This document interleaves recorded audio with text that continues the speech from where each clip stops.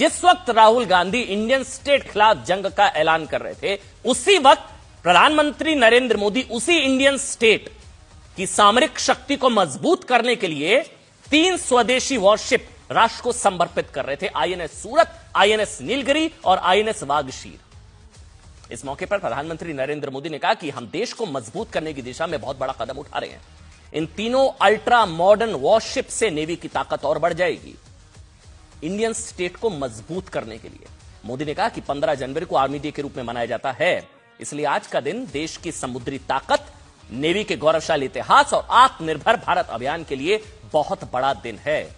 इसके अलावा आज का दिन इंडिया और इंडियन स्टेट को लेकर देश के नेताओं की सोच का फर्क समझाने वाला भी। ऐसा करिए, दोनों का बयान अगर हम सुना सके, मैं रिक्वेस्ट कर रहा हूं, अगर हम प्रधानमंत्री नरेंद्र मोदी का बयान और राहुल गांधी का बयान, दोनों बयानों की तुलना करिए। एक इंडियन स्टेट से लड़ाई की बात कर रहा है और दूसरी तरफ प्रधानमंत्री नरेंद्र मोदी उसी इंडियन स्टेट की सामरिक शक्ति को मजबूत करने की बात कर रहे हैं। सुनिए।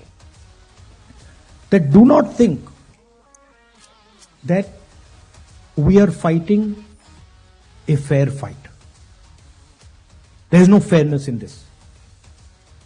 If you believe that we are fighting a political organization called the BJP, that we are fighting a political organization called the RSS, you have not understood what is going on. The BJP and the RSS have captured every single institution of our country. We are now fighting the BJP, the RSS and the Indian state itself.